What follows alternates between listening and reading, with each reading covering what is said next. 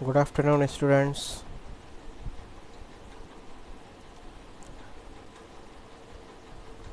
आज हम अपने टॉपिक को आगे बढ़ाएंगे और आपको पता होगा कि कल हमने किया है मिश्रण की एंट्रोपी यानी कि एंट्रोपी ऑफ मिक्सिंग।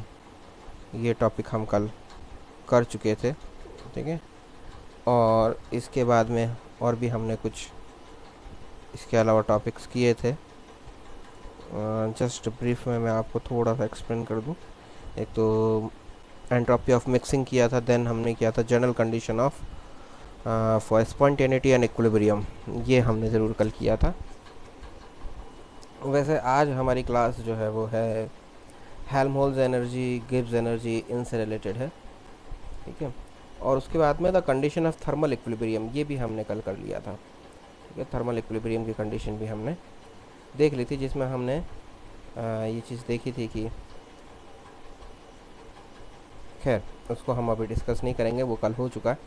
आज हमको जो करना है अपना टॉपिक वो है स्थिर ताप पर निकाय का रूपांतरण, यानी transformation of a system eight a constant temperature, that is called Helmholtz energy, ठीक है।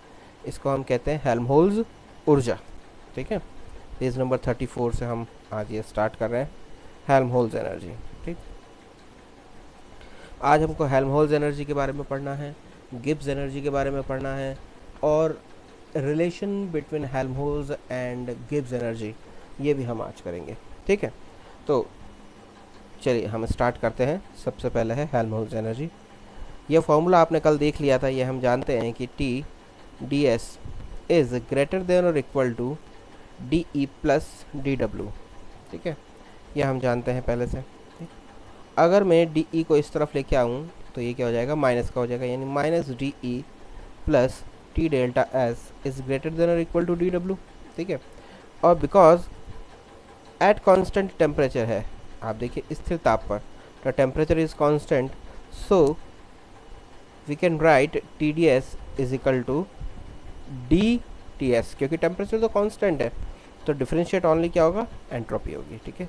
टेम्परेचर इज ए कांस्टेंट, जब इसका डिफ्रेंशिएशन करोगे टी एस का तो टेम्परेचर कांस्टेंट है वो बाहर आ जाएगा, ये क्या हो जाएगा, टी डी एस हो जाएगा, यानी ये बन जाएगा, ठीक है। तो हम इसको ऐसे लिख सकते हैं, ये हम इक्वेशन नंबर 2 में पुट कर देंगे, यानी कि minus D E plus D T S is greater than और equal to D W. It means minus D E minus T S, minus का साइन यहाँ क्यों लगाया, बिकॉज जब माइनस डी इससे मल्टीप्लाई होगा पूरे से तो माइनस डी इंटू ई हो जाएगा माइनस डी ई, और minus D into minus T S हो जाएगा प्लस का डी टी एस, ठीक है। इसलिए यहाँ माइनस लिया है, इज़ ग्रेटर देन और इक्वल टू डी डब्ल्यू। अब यहाँ पर जो ये ई माइनस टी एस आया था, इसको हमने एक नया नाम दिया है, it is a new quantity, E minus T S is called A, capital A, and this capital A is called work function, यानी कार्यफलन, and it is also known as Helmholtz free energy, यानी Helmholtz मुक्त ऊर्जा के नाम से भी ये जाना जाता है, ठीक है। And it is also called work content, यानी कि इसको हम कार्य परिणाम और हेल्महोल्ट्ज़ एनर्जी भी कहते हैं। हेल्महोल्ट्ज़ फ्री एनर्जी भी कह सकते हो, हेल्महोल्ट्ज़ एनर्जी भी कह सकते हो, वर्क कंटेंट कह सकते हो, या वर्क फंक्शन कह सकते हो, ये सभी इसके नाम हैं, ठीक है। तो ई माइनस टी एस की वैल्यू है ए, यहाँ ए रख देंगे हम, तो ये हो जाएगा minus D A is greater than और equal to D W.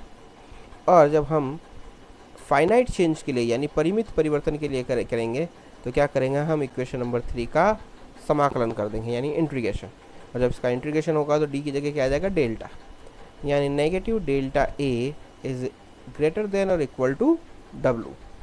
What is the meaning, A delta A क्या है यहाँ, change in Helmholtz energy of the system. A क्या था, हेल्महोल्ट्ज़ एनर्जी, तो डेल्टा ए क्या हो जाएगा, change in Helmholtz energy of system. तो आपको जो इक्वेशन 3 है वो क्या बता रही है, it is show that in equation number 3 that the decrease in Helmholtz energy of an isothermal system is either more than or equal to the work done by the system if it undergo reversible isothermal transformation, okay? Reversible isothermal transformation यानी उत्क्रमणीय समतापीय रूपांतरण है ये, ठीक है, पहली बात तो ये। तो हेल्महोल्ट्ज़ ऊर्जा में जो कमी है, हेल्महोल्ट्ज़ ऊर्जा में जो कमी है वो या तो कार्य से ज़्यादा होती है या कार्य के बराबर होती है, ठीक है। तो ये हम कह रहे हैं that the decrease in Helmholtz energy of N isothermal process, यानी आइसोथर्मल प्रोसेस में जो हेल्महोल्ट्ज़ ऊर्जा में कमी है वो मोर देन, या तो ज़्यादा होगी वर्क से या उसके बराबर होगी। या हम ये कह सकते हैं कि जो कार्य है वो हेल्महोल्ट्ज़ ऊर्जा में हुई कमी से कम होता है। भाई ग्रेटर देन तो ये है ना, हेल्महोल्ट्ज़ ऊर्जा में हुई कमी ज़्यादा है, तो हम ये कह सकते हैं हेल्महोल्ट्ज़ ऊर्जा में हुई कमी से कम होता है या उसके बराबर होता है। अब कार्य हेल्महोल्ट्ज़ ऊर्जा में हुई कमी से कम कब होगा? जब स्पॉन्टेनियस प्रोसेस होगा। या हम ये कह दें कि हेल्महोल्ट्ज़ ऊर्जा में हुई कमी ज़्यादा कब होगी? जब स्पॉन्टेनियस प्रोसेस होगा। और हेल्महोल्ट्ज़ ऊर्जा में हुई कमी कार्य के बराबर कब होगी? जब इक्विलिब्रियम होगा। ये हम कल बात कर चुके हैं कि ग्रेटर देन साइन जिधर होगा तो वो क्या है? इरिवर्सिबल या स्पॉन्टेनियस प्रोसेस या नेचुरल प्रोसेस है। और जब इक्वल टू का साइन है इसका मतलब क्या है कि वो रिवर्सिबल, यानी कि एट इक्विलिब्रियम वो प्रोसेस होता है। तो हम ये लिख सकते हैं work done at equilibrium is minus delta A is equal to work maximum, ठीक है। क्योंकि हम ये कह रहे हैं कि जब स्पॉन्टेनियस प्रोसेस है तो कार्य कम हो रहा है, ठीक है, क्योंकि हेल्महोल्ट्ज़ ऊर्जा में हुई कमी से कम होता है कार्य, ठीक है। ये देखिए हेल्महोल्ट्ज़ ऊर्जा में हुई कमी से कम होता है कार्य। तो कार्य अधिकतम कब होगा? जब यह हेल्महोल्ट्ज़ ऊर्जा में हुई कमी के बराबर हो जाएगा। और बराबर कब होता है? ये इक्विलिब्रियम पे होता है। यानी इक्विलिब्रियम पे किया गया कार्य, यानी साम्य अवस्था पे जो कार्य होता है वो अधिकतम होता है। और वो कितना होता है? हेल्महोल्ट्ज़ ऊर्जा में हुई कमी के बराबर होता है। आई थिंक ये बात आपको अच्छे से समझ में आ गई होगी, ठीक है।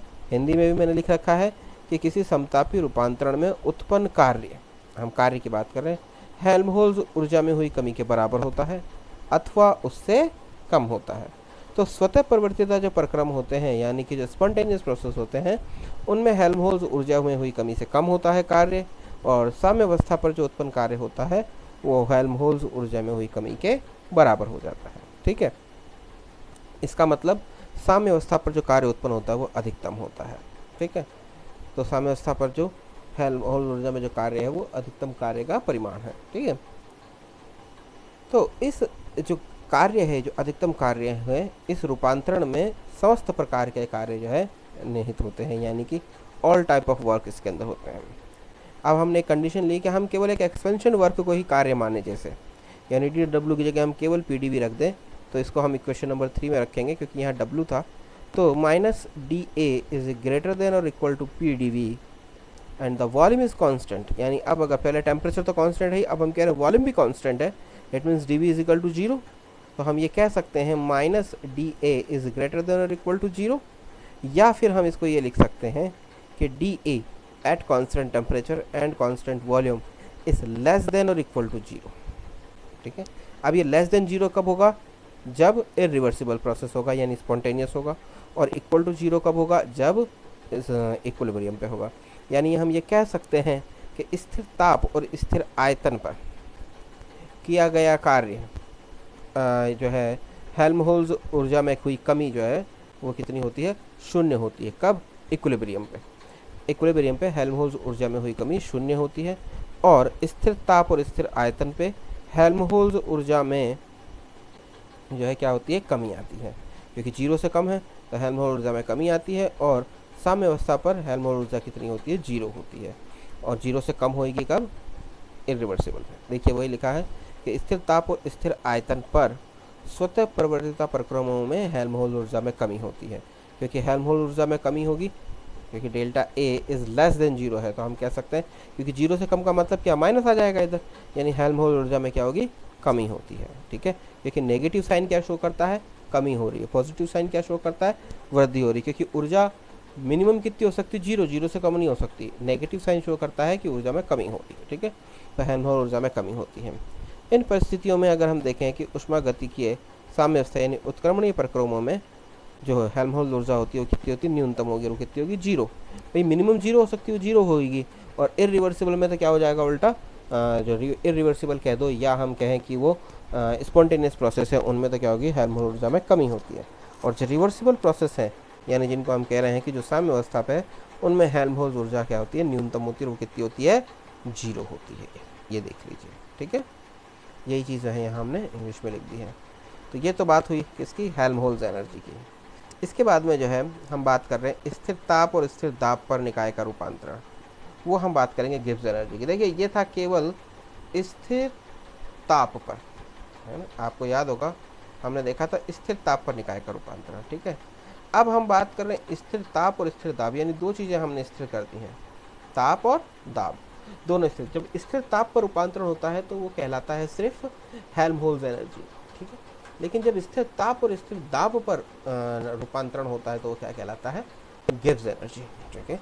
वहाँ पर जो ऊर्जा होती है वो क्या कहलाती है, गिब्स एनर्जी कहलाती है, ठीक। In transformation of a system at constant temperature and constant pressure. आप जानते हैं कि प्रयोगशाला यानी कि जो लेबोरेटरी के जो प्रोसेस होते हैं या जो नेचुरल प्रोसेस है, हम बात करें एनवायरमेंटल प्रोसेस, नेचुरल प्रोसेस की, ये ज़्यादातर eight constant temperature and constant pressure पे होते हैं। गिब्स एनर्जी की आपने गिब्स एनर्जी का नाम ज़्यादा सुना होगा, हेल्महोल्ट्ज़ एनर्जी नहीं सुनी होगी ज़्यादा, है ना। क्योंकि गिब्स एनर्जी हम बात करते हैं कि ज़्यादा यूज़फुल है, क्योंकि एनवायरमेंटल प्रोसेस जितने हैं, जितने लेबोरेटरी प्रोसेस होते हैं, ये ज़्यादातर कांस्टेंट टेम्परेचर और कांस्टेंट प्रेशर पे होते हैं। कांस्टेंट टेम्परेचर कितना, जो रूम टेम्परेचर है, यानी जिसको हम एनवायरमेंटल टेम्परेचर कहते हैं, 25-27 डिग्री सेल्सियस जो होता है लगभग, कभी 25 रखते हैं, कभी कई बार हम 27 डिग्री सेल्सियस भी जो है उसको मान लेते हैं, ठीक है। और एनवायरमेंटल प्रेशर जो कि 1 atm प्रेशर है उसमें, ठीक है। तो इसलिए हमारे जो है डेली यूजेस में जो है गिब्स एनर्जी जो है या गिब्स फ्री एनर्जी जो है उसकी वैल्यू ज़्यादा है, ठीक है। तो हम बात करते हैं कि अधिकतम प्रक्रम जो है वो स्थिर ताप और स्थिर दाब पर संपन्न होते हैं। तो जो कुल कार्य होता है यानी DW, जो टोटल वर्क होता है, ये इस कार्य के अंदर दो प्रकार के कार्य निहित होते हैं, ठीक है। एक तो होता है PV वर्क, जो मैकेनिकल वर्क होता है, ठीक है, जो उत्क्रमणीय प्रक्रम में PdV के बराबर होता है। आपको मालूम है कि जो PV वर्क होता है वो रिवर्सिबल प्रोसेस में PdV के इक्वल होता है। और सेकंड है नॉन PV वर्क, यानी कि गैर PV कार्य, ठीक है। तो जो टोटल वर्क होगा वो होता है PV प्लस नॉन PV, और नॉन PV को हम लिखते हैं DWEX, EX मतलब एक्सटर्नल, एक्स्ट्रा वर्क कह सकते हो आप इसको, ठीक है। तो बेसिकली हम इसको DW को इस तरीके से शो करेंगे, PdV प्लस DWEX, ठीक है। ये क्या है, नॉन PV वर्क है, ठीक है। और ये नॉन PV वर्क होता है ना, ध्यान रखना, ये बहुत यूजफुल वर्क होता है, ठीक है। It is called useful work because PV work is only a mechanical work, ठीक है। But other than mechanical work is called non useful, non mechanical work या non PV work, and it is called useful work, ठीक है। इसे उपयोगी कार्य भी कहा जाता है, ठीक है। ये यहाँ लिखा है, is also called useful work, यानी उपयोगी कार्य कहा जाता है। तो हमारी जो इक्वेशन थी, यानी T delta S minus DE minus DW is greater than और इक्वल टू 0, इसमें हम DW की जगह क्या रख देंगे, DWEX प्लस PdV। देखिए जब वैल्यू पुट करेंगे तो ये आएगी, ठीक है। आपको मालूम है ये जो कंडीशन है ये स्पॉन्टेनिटी और इक्विलिब्रियम की जनरल कंडीशन है, हमने कल कर ली थी, ठीक है। It is from the general condition of spontaneity and equilibrium. तो इसके अंदर हमने जब वैल्यू पुट करी किसकी, DV की, तो देखिए आ गया DV की आ गई minus DWEX minus PdV is greater than और इक्वल टू 0, ठीक। अब ये हो गया TdS minus DE minus PdV is greater than और इक्वल टू DWEX। DWEX को हम अगर इस तरफ लेके आएंगे तो ये प्लस हो जाएगा, ठीक है। If the transformation is occur at constant temperature and constant pressure, हम जानते हैं हमारा हेडिंग ही यही था कि transformation eight constant temperature and constant pressure, यानी नियत ताप और नियत दाब पर ये क्या हो रहा है, परिवर्तन हो रहा है। तो TdS को हम लिख सकते हैं D ब्रैकेट में लिख सकते हैं TS, और PdV को लिख सकते हैं हम D और ब्रैकेट में लिख सकते हैं PV। ये दोनों वैल्यू पुट कर देंगे हम इक्वेशन नंबर 3 में। तो देखिए ये हो गया D माइनस D ब्रैकेट में हो गया TS minus DE minus D bracket में हो गया PV इज ग्रेटर देन और इक्वल टू DWEX। तो हमने इसमें से क्या ले लिया, माइनस D कॉमन अगर बाहर ले लें तो ये हो जाएगा E, क्योंकि ये माइनस का है तो माइनस और प्लस मल्टीप्लाई होंगे तो ये माइनस का आ जाएगा माइनस DE, ठीक है। प्लस पीवी, क्योंकि पीवी भी किसका है, माइनस का है, तो ये प्लस मल्टीप्लाई बाय माइनस, तो ये भी क्या हो जाएगा माइनस, ठीक है, plus P minus T S, क्योंकि टी एस क्या है, पॉजिटिव है, तो minus multiply by minus plus, ठीक है, ये आप सब लोग जानते हैं अच्छे तरीके से। तो अंदर इक्वेशन बन जाएगी E plus P V minus T S is greater than और equal to D W E X. E plus P V होता है एच, ठीक है, ई प्लस पी वी क्या होता है एच, तो हमने एच रख दिया, तो क्या आएगा minus T H minus T S is greater than और equal to D W E X. इस एच माइनस टी एस को हम कहते हैं जी, क्या कहते हैं इसको, जी। तो एच माइनस टी एस को अगर आप जी कह रहे हो तो ई plus P V minus T S को भी क्या कहेंगे हम, जी, क्योंकि ई प्लस पी वी क्या था एच, तो H minus T S is equal to G, then the E plus P V minus T S is equal to also G. आप देख लीजिए यही लिखा हमने, E plus P V minus T S is equal to T minus H T S, E plus P V minus T S is equal to H minus T S is equal to G. अब आप जानते हैं कि यहाँ पर H, T और S ये सब क्या है, स्टेट फंक्शन है, so G is also a state function, वो भी क्या है, एक स्टेट फंक्शन हुआ, दैट इज कॉल्ड गिव्स फ्री एनर्जी और गिव्स फंक्शन और गिव्स एनर्जी, कुछ भी आप इसे कह सकते हो, ठीक है, सारे नाम इसके लिखे हुए हैं, गिव्स फंक्शन कह सकते हो, गिव्स फ्री एनर्जी कह सकते हो, या फ्री एनर्जी कह सकते हो। तो ये एच माइनस टी एस की हम वैल्यू यहाँ पुट कर देंगे तो क्या होगा, minus delta G is greater than और equal to D W E X. जब हम फाइनाइट चेंज के लिए करेंगे, यानी परिमित परिवर्तन के लिए, तो इसका समाकलन करेंगे इक्वेशन नंबर 6 का, तो आ जाएगा delta G is equal to, delta G is greater than और equal to work E X, ठीक है। तो डेल्टा जी यहाँ क्या है, गिब्स ऊर्जा में परिवर्तन है, और इक्वेशन नंबर 7 से स्पष्ट हो रहा है, यानी एकदम बिल्कुल क्लियर हमको पता चल रहा है कि at constant temperature and constant pressure, यानी स्थिर ताप और स्थिर दाब पर गिब्स ऊर्जा में जो कमी होती है, देखिए गिब्स ऊर्जा माइनस है, यानी गिब्स ऊर्जा में हुई कमी दाब आयतन कार्य के अलावा जो किए गए अन्य कार्य होते हैं उनके बराबर होती है या उससे अधिक होती है, ठीक है। तो गिब्स ऊर्जा में हुई जो कमी है वो दाब आयतन कार्य के अलावा, यानी पीवी वर्ग के अलावा जो कार्य हैं, क्योंकि डब्ल्यू ई एक्स है, तो डब्ल्यू ई एक्स का मतलब हो गया work other than PV work, it means non PV work, या हम कह दें उसे यूजफुल वर्क, उस कार्य यानी जो पीवी वर्क के अलावा जो कार्य हैं उनसे अधिक होती है या उसके बराबर होती है। अगर गिब्स ऊर्जा में हुई कमी ये जो नॉन पीवी वर्क है यानी वर्क ई एक्स से अधिक है, इसका मतलब स्पॉन्टेनियस प्रोसेस है, इरिवर्सिबल है, वो नेचुरल प्रोसेस है। और अगर गिब्स ऊर्जा में हुई कमी जो एक्सटर्नल वर्क है उसके बराबर है, इट मीन्स इक्विलिब्रियम पे है, रिवर्सिबल प्रोसेस है, ठीक है। तो वही बात यहाँ लिखी है कि स्वतः प्रवर्तिता प्रक्रमों के लिए जो गैर पीवी कार्य यानी उपयोगी कार्य जो है वो गिब्स ऊर्जा में हुई कमी से कम होता है। हम ये कह सकते हैं या तो कि चेंज इन गिब्स एनर्जी या decrease in change in Gibbs energy is higher than work, या हम ये कह सकते हैं work is less than change in Gibbs energy. एक ही बात है कि गिब्स ऊर्जा में हुई कमी कार्य से यानी उपयोगी कार्य से अधिक होती है या उपयोगी कार्य गिब्स ऊर्जा में हुई कमी से कम होता है, एक ही बात है, ठीक है। इस बात को मैंने अभी आपको हेल्महोल्ट्ज़ एनर्जी में भी समझाया था, यहाँ भी समझा रहा हूँ, इस चीज़ को अच्छे से समझिएगा, क्योंकि ग्रेटर देन का साइन इस तरफ है और यहाँ नेगेटिव साइन है। इसका मतलब क्या है कि गिब्स ऊर्जा में हुई कमी ये जो कार्य है, जो गैर पीवी कार्य है, इससे अधिक होती है। या हम वर्क के रेस्पेक्ट में बोले तो हम ये कह सकते हैं कि गैर पीवी वर्क जो है या उपयोगी वर्क जो है, जो उपयोगी वर्क है वो गिब्स ऊर्जा में हुई कमी से कम होता है। आई बात समझ में, यानी गैर पीवी पर उपयोगी वर्ग जो है वो गिब्स ऊर्जा में हुई कमी से कम होता है, जबकि साम्यावस्था पर उत्पन्न जो गैर पीवी कार्य है यानी उपयोगी कार्य जो है वो गिब्स ऊर्जा में हुई कमी के बराबर होता है, ठीक है। वही चीज़ यहाँ लिखी है और देख लीजिए, if delta G negative delta G is higher than work the process is spontaneous is equal to work then at equilibrium. तो इक्विलिब्रियम पे जो गिब्स ऊर्जा में हुई कमी है वो किए गए बाह्य कार्य के जो किए गए जो उपयोगी कार्य है या गैर पीवी कार्य है उसके बराबर होती है गिब्स ऊर्जा में हुई कमी, ठीक है। तो यानी हम ये कह सकते हैं कि कार्य अधिकतम कार्य कब होगा, इक्विलिब्रियम पे होगा, क्योंकि जो कार्य है वो गिब्स ऊर्जा में हुई कमी के बराबर है। और स्पॉन्टेनियस में तो कार्य क्या हो जाता है, गिब्स ऊर्जा में हुई कमी से कम हो जाता है। इसलिए हम कह सकते हैं कि अधिकतम जो उपयोगी कार्य जो है वो अधिकतम कब होगा, इक्विलिब्रियम पर होगा। ठीक है, यानी रिवर्सिबल प्रोसेस में इक्विलिब्रियम पे यानी साम्य अवस्था पे जो कार्य किया गया है वो कितना होगा, जो उपयोगी कार्य है या फिर जिसे हम कहते हैं गैर पीवी कार्य, वो अधिकतम होगा। और वो कितना होगा, वो गिब्स ऊर्जा में हुई कमी के बराबर होगा। ठीक है, ये चीज़ आपके समझ में आ गई होगी। तो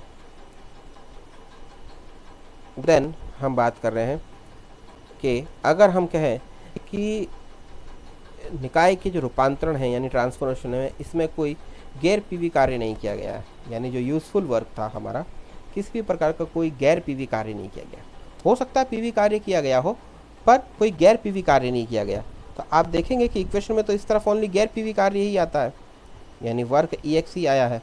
ठीक है, तो हम कहें कि वर्क ई एक्स किया ही नहीं गया, तो it means work E X is equal to क्या हो जाएगा, जीरो।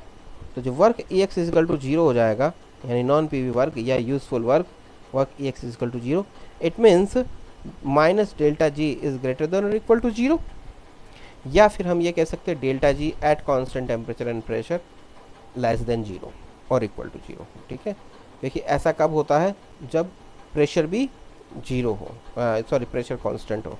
ठीक है, तो प्रेशर भी कांस्टेंट हो गया, टेम्परेचर भी कांस्टेंट था, प्रेशर भी कांस्टेंट हो गया। तो हम यहाँ कह सकते हैं कि स्थिर ताप और स्थिर दाब पर स्वतः परिवर्तिता जो प्रक्रम होते हैं, यानी जो स्पॉन्टेनियस प्रोसेस होते हैं या जो नेचुरल प्रोसेस होते हैं, उनमें गिब्स ऊर्जा में कमी होती है।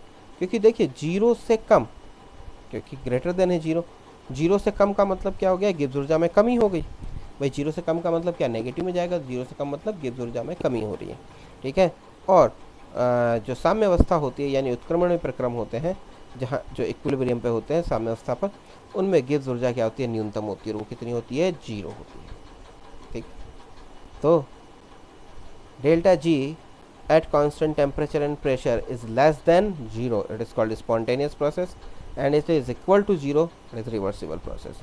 यानी गिब्स ऊर्जा अधिकतम कहाँ होगी, या सॉरी न्यूनतम कहाँ होगी, न्यूनतम होती है इक्विलिब्रियम पे। ठीक है, रिवर्सिबल प्रोसेस में कितनी होती है, जीरो। लेकिन न्यूनतम कितनी हो सकती है, जीरो ही हो सकती है। और जो स्पॉन्टेनियस प्रोसेस है, यानी हम कहें कि जो अनुत्क्रमणीय है या जो हम कहें कि जो प्राकृतिक प्रक्रम है, उनमें गिब्स ऊर्जा में क्या होती है, कमी आती है। ठीक है, if process is not spontaneous, और अगर प्रोसेस स्पॉन्टेनियस नहीं है, यानी कि ये वाला नहीं है, रिवर्सिबल भी नहीं है, उत्क्रमणीय भी नहीं है, स्पॉन्टेनियस भी नहीं है, तो डेल्टा जी जो है उसकी वैल्यू क्या होती है, जीरो से ज़्यादा हो जाती है, यानी प्लस में।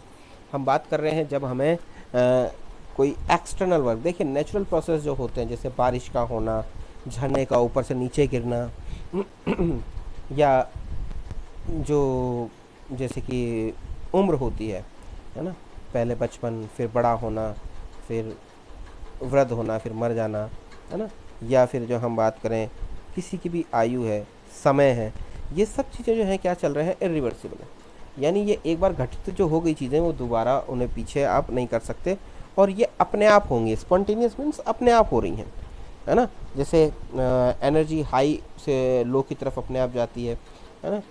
गैस जो है वो हाई प्रेशर से लो प्रेशर की अपने आप जाती है, हाई प्रेशर से लो प्रेशर की तरफ। तो इस टाइप की जो चीज़ें हैं ये क्या है, स्पॉन्टेनियस। तो स्पॉन्टेनियस जो होंगी उनके लिए डेल्टा जी का मान जीरो से कम होता है, यानी गिब्स ऊर्जा में कमी होती है।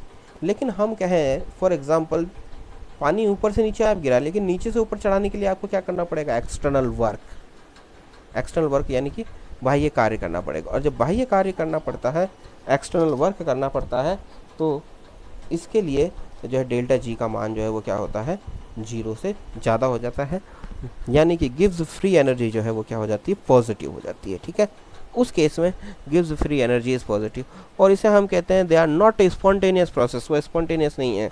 उनके लिए हमको क्या करना पड़ रहा है, एक्सटर्नल एनर्जी खर्च करनी पड़ती है ना। वो चीज़ जो है वो क्या है, यहाँ पर हम उसको शो कर रहे हैं। Delta G at constant temperature pressure is equal to zero, is greater than zero at non spontaneous process. Okay, it means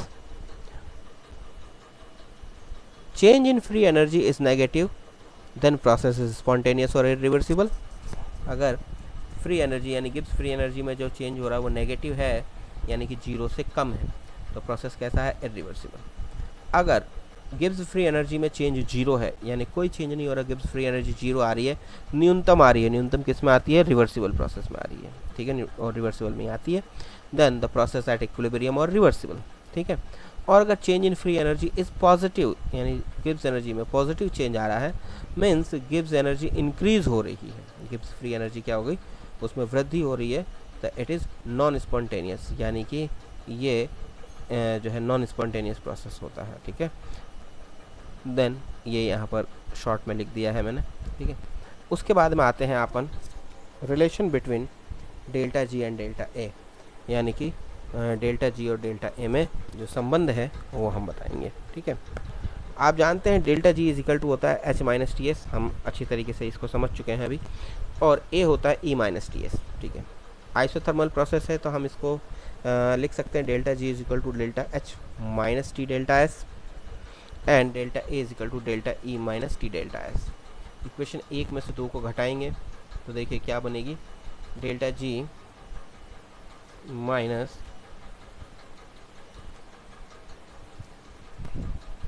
ये अपनी बन रही है delta G minus delta A is equal to delta H minus T delta S minus delta E plus T delta S. T delta S से T delta S cut जाएगा, यानी delta G minus delta A is equal to क्या आएगा, delta H minus delta E. But हम जानते हैं कि at constant pressure delta H is equal to क्या होता है, delta E plus P delta we. Delta H की वैल्यू होती है, ये वैल्यू यहाँ हम पुट करेंगे तो देखिए एक डेल्टा ई पॉजिटिव का आएगा, एक नेगेटिव का आएगा, कट जाएंगे आपस में, यानी delta G minus delta H is equal to क्या हो गया, पी डेल्टा वी, ठीक है। It means delta G is equal to क्या हो जाएगा, delta A plus P delta V, ये भी लिख सकते हैं हम इसे, इक्वेशन नंबर 5। और सॉलिड और लिक्विड के लिए आप जानते हैं कि डेल्टा वी की वैल्यू क्या होती है, 0, क्योंकि सॉलिड और लिक्विड में वॉल्यूम में चेंज ज़्यादा नहीं होता है, तो डेल्टा वी 0 यानी P delta V 0। It means solid और लिक्विड के लिए डेल्टा डी और delta A is equal to बराबर होते हैं, इक्वल होते हैं। इसीलिए मैंने आपको जब स्टार्ट किया था तो मैंने आपको कहा था कि आपने हेल्महोल्ट्ज़ और एनर्जी के बारे में ज़्यादा नहीं पढ़ा है, ना ही आपने नाम सुना होगा, लेकिन आपने डेल्टा जी यानी गिब्स फ्री एनर्जी के बारे में बहुत सुना है। उसका कारण है, उसका कारण ये है कि जो गिब्स फ्री एनर्जी है, चाहे सॉलिड हो, चाहे लिक्विड हो, चाहे गैस हो, हम तीनों के रेस्पेक्ट में पढ़ते हैं, लेकिन जो डेल्टा ए है यानी हेल्महोल्ट्ज़ एनर्जी जो है वो सिर्फ और सिर्फ हम कब पढ़ते हैं, सिर्फ गैसियस स्टेट में पढ़ते हैं, ठीक है। यानी जब हम गैस के लिए गैस के लिए हम डेरिवेशंस कर रहे हैं या गैसियस स्टेट पढ़ रहे हैं, सिर्फ तभी पढ़ी जाती है, like enthalpy and internal energy, है ना। जैसे आप जानते हैं कि आपने इंटरनल एनर्जी और एंथैल्पी एक ही चीज़ होती है वैसे, बट जब हम बात करते हैं with respect to gas, both are different. Gas के रेस्पेक्ट में इंटरनल एनर्जी अलग चीज़ हो जाती है और एंथैल्पी अलग चीज़ हो जाती है, क्योंकि एंथैल्पी इज इक्वल टू आता है डेल्टा ई या ई प्लस पी वी, ठीक है, ई प्लस पी वी। तो ई प्लस पी वी जो है वो होती है एंथैल्पी, आप जानते हैं, या E plus P D V. तो पी डी वी आपको मालूम है, वही बात हो गई, P D V, P delta V या पी डी वी। तो सॉलिड और लिक्विड के लिए डेल्टा वी क्या होता है, 0, तो पी डी वी 0 हो जाएगा, तो तो हम कह सकते हैं कि एच और ई बराबर हो जाते हैं, यानी enthalpy is equal to energy. तो लिक्विड और सॉलिड के लिए एंथैल्पी और एनर्जी दोनों इक्वल होते हैं। ऐसे ही लिक्विड और सॉलिड के लिए गिब्स फ्री एनर्जी और हेल्महोल्ट्ज़ एनर्जी भी क्या हो जाते हैं, इक्वल हो जाते हैं, यानी सेम हो जाते हैं। इसलिए हम हेल्महोल्ट्ज़ एनर्जी वहाँ नहीं पढ़ते हैं, सिर्फ और सिर्फ क्या पढ़ते हैं, गिब्स फ्री एनर्जी ही पढ़ते हैं, ठीक है। इसी जैसे हम सिर्फ एंथैल्पी पढ़ते हैं, इंटरनल एनर्जी नाम की चीज़ हम नहीं पढ़ते हैं, इंटरनल एनर्जी हम अलग से पढ़ते हैं सिर्फ गैसेस स्टेट में, ठीक है। वैसे ही एंट्रोपी के बारे में भी आप जानते हैं कि ज़्यादा एंट्रोपी चेंज जो है वो मैक्सिमम किस में होता है, गैस स्टेट में होता है, क्योंकि मॉलिक्यूल्स के बीच में किसी भी प्रकार का कोई एक्सटर्नल कोई भी इंटरमॉलिकुलर एट्रैक्टिव फोर्स नहीं लगता है, ठीक है। तो इसलिए हम एंट्रोपी भी ज़्यादा गैस स्टेट में पढ़ते हैं। तो कुछ ऐसी टर्म्स हैं जो आप गैस से रिलेटेड जब आप पढ़ेंगे तभी आपको पढ़ने में आएंगी, बाकी अदरवाइज आप नहीं पढ़ते हैं। खैर, हम बात कर रहे हैं सॉलिड और लिक्विड के लिए delta G is equal to delta A हो जाता है, ठीक है। इट मीन्स इक्वेशन नंबर 4 के अकॉर्डिंग अगर हम देखें तो आप देखिए माइनस डेल्टा ए को इसी तरफ रखें, डेल्टा जी को अगर हम इधर लेके जाएं तो ये हो जाएगा minus delta A is equal to minus delta G plus P delta V, ठीक है। और माइनस डेल्टा जी की वैल्यू अभी हमने थोड़ी देर पहले देखी थी, कितनी थी, वर्क ए एक्स, ठीक है। मैक्सिमम वर्क तो यही था जब हम बात करें इक्विलिब्रियम पर, जो मैक्सिमम वर्क था वो गिब्स ऊर्जा में हुई कमी के बराबर था, ठीक है। तो गिब्स ऊर्जा में कमी के बराबर, तो ये इसके इक्वल हो गया। तो हम डेल्टा माइनस डेल्टा जी की वैल्यू यहाँ रख सकते हैं, वर्क ई एक्स, तो minus delta A is equal to work A X plus P delta V. यानी इसके अनुसार हम ये कह सकते हैं कि हेल्महोल्ट्ज़ ऊर्जा में हुई कमी जो है वो किए गए उपयोगी कार्य यानी non PV work W E x plus निष्फल कार्य यानी पी डेल्टा वी के योग के बराबर होता है, ठीक है। ये चीज़ हो गई। उसके बाद में हम बात कर रहे हैं, ये आपके ख़त्म हो गया क्या, गिब्स एनर्जी, ठीक है। तो हमने हेल्महोल्ट्ज़ एनर्जी कर ली, गिब्स एनर्जी कर ली, देन उसके बाद में हम करेंगे स्वाभाविक परिवर्तनों के लिए प्रेरक बल यानी driving force for natural charges, ठीक है। देखिए हम जानते हैं कि G is equal to H minus T S होता है, कांस्टेंट टेम्परेचर पे delta G is equal to delta H minus T delta S हो जाएगा। अब हम यहाँ देख रहे हैं कि डेल्टा एच डेल्टा एस की वैल्यू किस टाइप की होंगी, उससे हमें ये पता चले कि process is spontaneous, non spontaneous और इक्विलिब्रियम, कि प्रोसेस स्पॉन्टेनियस है, नॉन स्पॉन्टेनियस है या इक्विलिब्रियम। क्योंकि हमने अभी आपको बताया था कि डेल्टा G इज़ नेगेटिव तो process is spontaneous, delta G is not negative then या positive then process is non spontaneous, और delta G is equal to 0 it means the process is at equilibrium यानी reversible.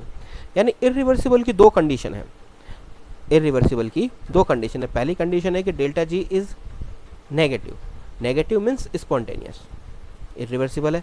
Delta G is positive, it is also irreversible process but it is non spontaneous, ठीक है।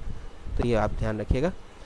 First condition हम लेते हैं कि delta H P negative आया, formula आप ध्यान रखिएगा, delta H negative, delta S आया पॉजिटिव, ये पॉजिटिव, तो पॉजिटिव मल्टीप्लाई बाय नेगेटिव, क्योंकि टेम्परेचर नेगेटिव का है, यहाँ नेगेटिव साइन है, ये मल्टीप्लाई हुए तो पॉजिटिव मल्टीप्लाई बाय नेगेटिव, ये नेगेटिव और ये भी नेगेटिव, तो डेल्टा जी क्या आएगा, नेगेटिव आएगा, स्पॉन्टेनियस होगी रिएक्शन। डेल्टा जी की वैल्यू नेगेटिव आएगी तो रिएक्शन कैसी होगी, स्पॉन्टेनियस एट ऑल टेम्परेचर, यानी टेम्परेचर कुछ भी हो कोई फ़र्क नहीं पड़ता उससे, डेल्टा जी की वैल्यू हमेशा नेगेटिव आएगी। अगर डेल्टा एच पॉजिटिव है और डेल्टा एस नेगेटिव है, delta H positive delta S negative, तो negative multiply by negative positive, positive plus positive, positive ही रहेगी हमेशा। तो इस प्रकार की जो रिएक्शन होगी उसमें वो क्या कहलाएगी, हमेशा नॉन स्पॉन्टेनियस, ठीक है। देखिए ये दोनों ही इरिवर्सिबल हैं, स्पॉन्टेनियस भी इरिवर्सिबल है, नॉन स्पॉन्टेनियस भी इरिवर्सिबल है, ठीक है। बट ये अपने आप होगी और ये अपने आप नहीं होगी, ठीक है, क्योंकि यहाँ डेल्टा जी नेगेटिव है और यहाँ डेल्टा जी पॉजिटिव है। तो इट इज़ नॉन स्पॉन्टेनियस या not spontaneous at all temperature, चाहे टेम्परेचर कुछ भी हो कोई फ़र्क नहीं पड़ेगा, ठीक है। यहाँ टेम्परेचर का इफेक्ट नहीं पड़ रहा है इन दोनों में ही, तो टेम्परेचर चाहे कुछ भी हो रिएक्शन ये कैसी होगी, नॉन स्पॉन्टेनियस, ठीक है। उसके बाद हम बात करते हैं कि डेल्टा एच भी नेगेटिव है, डेल्टा एस भी नेगेटिव है, डेल्टा एस भी नेगेटिव है। अब डेल्टा एच तो नेगेटिव है, डेल्टा एस भी नेगेटिव है, तो नेगेटिव मल्टीप्लाई बाय नेगेटिव ये पूरी क्या होगी, वैल्यू पॉजिटिव। अब अगर टेम्परेचर कम है तो जब मल्टीप्लाई होगा तो ये पूरी वैल्यू कम आएगी, और डेल्टा एच की वैल्यू ज़्यादा है माइनस में, तो ये भी माइनस का और ये प्लस का, तो माइनस का 50 है माइनस का 40 है, तो बचा क्या, माइनस का 10। यानी लो टेम्परेचर पे, अगर टेम्परेचर कम है तो लो टेम्परेचर पे डेल्टा जी की वैल्यू क्या आएगी, नेगेटिव। प्रोसेस कैसा होगा, स्पॉन्टेनियस एट लो टेम्परेचर। लेकिन अगर टेम्परेचर ज़्यादा है तो आप देखिए कि ये एंट्रोपी से मल्टीप्लाई हो रहा है, यानी delta S multiply by T, तो ये वैल्यू बहुत ज़्यादा हो जाएगी, और डेल्टा एस भी नेगेटिव का है तो negative multiply by negative positive, यानी पॉजिटिव की वैल्यू ज़्यादा और डेल्टा एच नेगेटिव है तो नेगेटिव की वैल्यू कम, तो उस केस में ये क्या हो जाएगा, नॉन स्पॉन्टेनियस यानी एट हाई टेम्परेचर, ठीक है। अब जस्ट इसका उल्टा लेते हैं हम कि ये दोनों पॉजिटिव हैं, यानी डेल्टा एच भी पॉजिटिव, डेल्टा एस भी पॉजिटिव। तो जब डेल्टा एच पॉजिटिव है और डेल्टा एस भी पॉजिटिव, तो पॉजिटिव मल्टीप्लाई बाय नेगेटिव ये क्या होगी, value negative, positive multiply by negative value क्या होगी, नेगेटिव। लेकिन अगर हम बात करें कि टेम्परेचर बहुत ज़्यादा है, क्योंकि यहाँ ध्यान रखिएगा डेल्टा एच भी पॉजिटिव है और ये पूरी वैल्यू नेगेटिव है, ये पूरी वैल्यू पॉजिटिव है, तो अगर ये नेगेटिव की वैल्यू इस पॉजिटिव की वैल्यू से ज़्यादा आएगी तो डेल्टा जी क्या आएगा, नेगेटिव आएगा। और वो किस केस में आ सकता है, अगर टेम्परेचर हाई होगा तो, क्योंकि टेम्परेचर हाई होगा तो डेल्टा एस टेम्परेचर से मल्टीप्लाई होगा और ये क्या हो जाएगी, वैल्यू बहुत ज़्यादा हो जाएगी, बढ़ जाएगी, माइनस की वैल्यू बढ़ जाएगी, प्लस की जो डेल्टा एच की वैल्यू वो कम हो जाएगी। यानी हाई टेम्परेचर पे प्रोसेस कैसा होगा, स्पॉन्टेनियस। वही देख लीजिए, at high temperature process is spontaneous because delta G की वैल्यू क्या आई, नेगेटिव, यानी हाई टेम्परेचर पे क्या है, स्पॉन्टेनियस। ठीक है। लो टेम्परेचर पे क्या होगा, लो टेम्परेचर पे टी की वैल्यू, टी अगर कम है तो ये वैल्यू तो नो डाउट काय में आएगी, नेगेटिव, लेकिन डेल्टा एच की वैल्यू क्या पॉजिटिव है जो कि ज़्यादा है, और ये वैल्यू क्या आएगी, नेगेटिव, लेकिन ये वैल्यू क्या हो जाएगी, कम हो जाएगी। तो पॉजिटिव की वैल्यू ज़्यादा रहेगी तो डेल्टा जी क्या आएगा, positive, non spontaneous at low temperature. तो ये सारी क्या है, कंडीशंस हैं। इन कंडीशंस के अकॉर्डिंग हम बता सकते हैं कि द प्रोसेस इज स्पॉन्टेनियस और नॉन स्पॉन्टेनियस। ओके, यही सारा यहाँ लिखा है। उसके बाद में हमें देखना है the variation of Gibbs energy with temperature and pressure, यानी हम पेज नंबर 44 से करेंगे नेक्स्ट। ओके, आज के लिए इतना ही।